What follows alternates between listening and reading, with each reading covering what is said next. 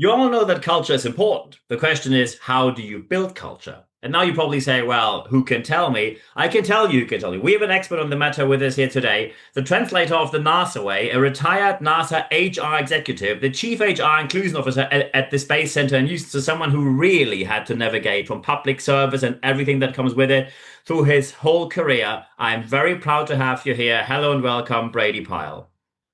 Hi, Niels. It's great to be with you today. Thank you very much for taking the time. We're getting straight into it. You wrote the book about probably anything you learned and did in your life, building culture the NASA way, mission critical principles for creating an organization's culture. Many organizations struggle with this. They say we want to have a culture and we aim for something, and then we have posters on the wall which say these are our values, and then we have workshops and everything feels good. And 4 weeks later, anyone says, "I think it's the same it was before, just with posters on the wall." I think Right. that was not what we aimed for. My first question, of course, is what was your main motivation to write this book right now at this point in time? Yeah, the main motivation, Niels, we learned at NASA, NASA wasn't always the best place to work in the government. We had to actually make intentional efforts. We were third to fifth in the government ratings for many years because we weren't paying attention to our engagement scores. We weren't paying attention to what employees were telling us about how to make the place better.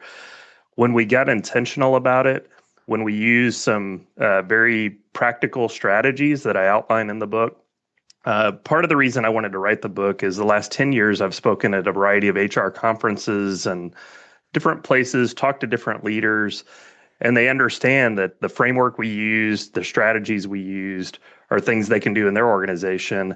And then I've used that the last 3 years at Space Center Houston. Space Center Houston is a small nonprofit. We have 200 full-time employees, another Hmm. 300 part-time and seasonal. So 500 people versus 18,000 at Yeah. NASA. But the framework and the strategies work in this environment as well. Mm. So, talking about you didn't pay attention, do you think they are quite, because that is something that really struck a chord with me. I think many people do the evaluations. You have the annual appraisal interview and you do the evaluation and you do the monthly survey. So, you collect all the data, you have it at your fingertips. So how come that people say they spent an enormous amount of money on consultancy companies doing that for them or doing it by themselves, the hours that they have to put in there, the tools to evaluate everything, to store everything according to data protection laws. How is it possible to do all of that and then not act on it? Well, for NASA, it was organizational arrogance. We already thought we were good. We thought we were fine. Our engagement scores were good. We were in the 70% range for employee engagement, which was good. But really, the intentional efforts took us from that to, by the time I retired from NASA, it was 85% engagement Wow. because we were really focused on the things that mattered. And the difference maker for us was we would focus on a critical few improvements in the survey each year. We would pull teams of employees together to drive solutions. And then we'd communicate those things out to the workforce. Hey, we're listening to you. We're making these improvements. We're making these changes. And that happened at multiple levels of NASA. And that was a game changer in Hmm. really building the culture. So you said it happened at multiple levels at NASA. So that Mhm. sounds like the typical leader saying, "Oh, just put this to HR and they're going to figure it out. Somehow I have to deal with the business." Right. That's not a good approach, I think. No, absolutely not. I think if you're delegating your culture to HR, you're going to be in trouble. I see HR as a steward of the culture. So we're coaching leaders on what they need to do to build culture. Two-thirds of your engagement scores are based on employees' relationship and perspective of their leaders. So Hmm. pouring investment into leadership development, strengthening your leadership, strengthening your systems, which another thing that I talk about practical ways to do that in the book is really going to drive your culture and push it forward. Excellent. So you would say that developing leader is a must-have, not a nice-to-have. It doesn't happen naturally just by real-world practice and letting them do what they think they should do. No, you've got to have a strategy around it. And our strategy at NASA that we've replicated here at Space Center Houston is based on the 70-20-10 model. So that model says 70% of leadership development comes from on-the-job experience. Hmm. So are you putting leaders in the right roles? Are you giving them progressively more responsible leadership roles from team lead to frontline supervisor to leader of leaders? You're not skipping steps. You're giving them stretch assignments and projects. So that's 70%. 20% is based on contact. So mentoring and coaching is really important here. Setting up mentors in the organization that can really pour into leaders. The final 10% is what most of us think about when we think about leadership development. That's your training, your Yeah. conferences.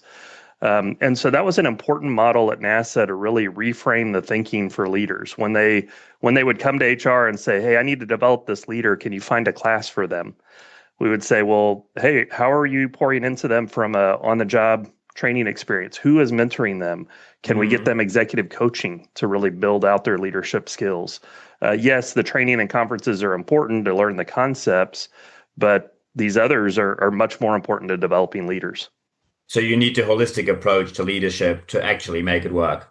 Absolutely. Very good. Absolutely. And in your book, it also says that you need to build a culture of inclusion and innovation. And I do not want to stir a pot, but some people will say, look, this topic at the moment is, let's say, not low on the debatable level, because some people put us under pressure to actually end all of this. So, what would you say when people now say, look, Brady, I actually see your point. However, we are public service. We are so Mhm. busy with the daily routines and work. We are understaffed. Our budgets get cut left, right, and center. And now you come along and say, okay, could you please just, besides doing all the work, do all of that on top? While at the same time, people say, oh, well, these couple of initiatives are suddenly politically not on the I want this agenda. How to navigate all of that at the same time, while you know that the typical answer, which free enterprise will choose, get the consultants in, is not available due to the budget situation.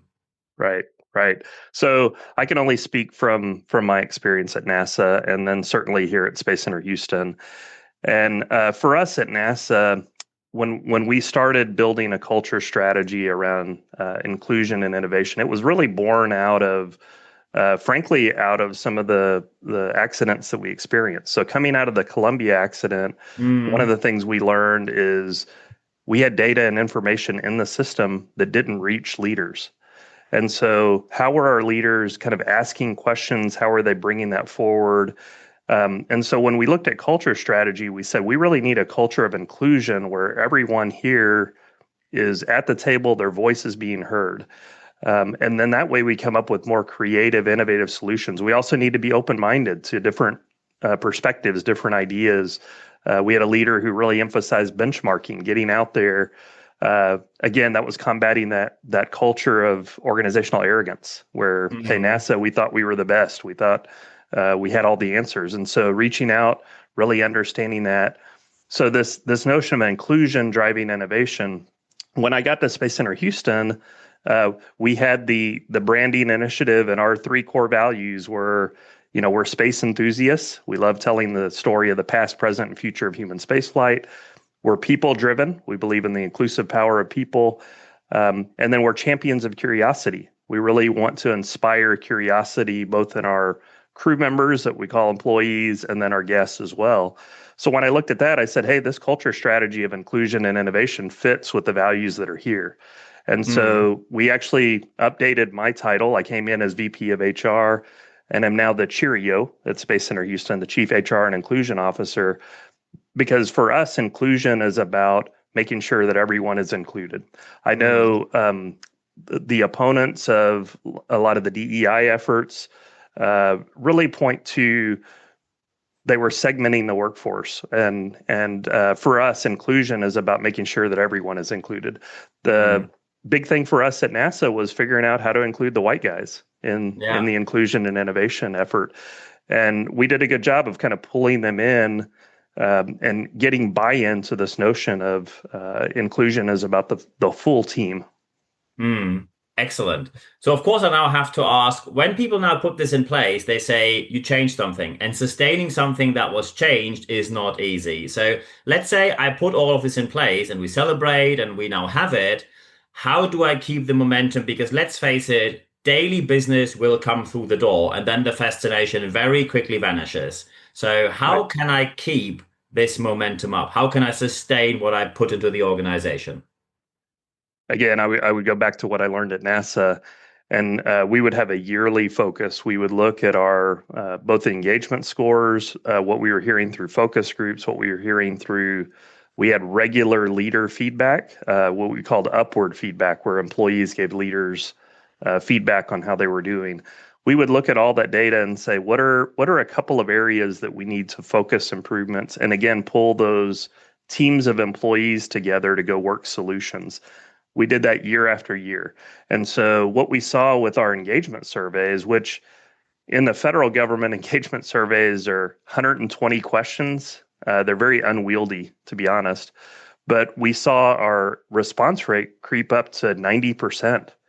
We saw our engagement scores, as I mentioned, go up to 85% because people were seeing, hey, they're listening to what I'm saying through this data. They're listening to the focus groups. They're listening to feedback that I'm giving, and they're making changes based on it. There is Mhm. always something leaders can improve. There's always something organizations can improve, no matter how good you are. And so, really having that mindset of continuous improvement and a true focus and intention is the way you keep from drifting.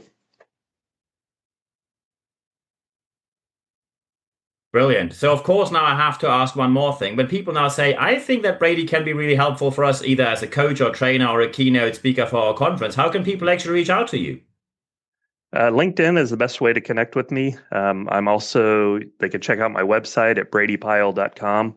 That will show the book information as well, and they can connect with me there. I do a few of those engagements since I do have the full-time day job, but always glad to talk to people and engage and figure out how we can share ideas because um, a lot of times people can think of NASA and say, hey, we're not NASA. We can't do that. But when I talk at conferences, when I talk to people, they go, oh, well, these are very practical strategies I can use. And Hmm. so that's really the takeaway I'd want your listeners to have. Brilliant. I think these are the perfect final words we see. Now you have a book where you see how to build the culture, and you have an expert with you here today. So at the end of this podcast and video cast, there's only one thing left for me to say. Brady, thank you very much for your time. Thank you, Niels.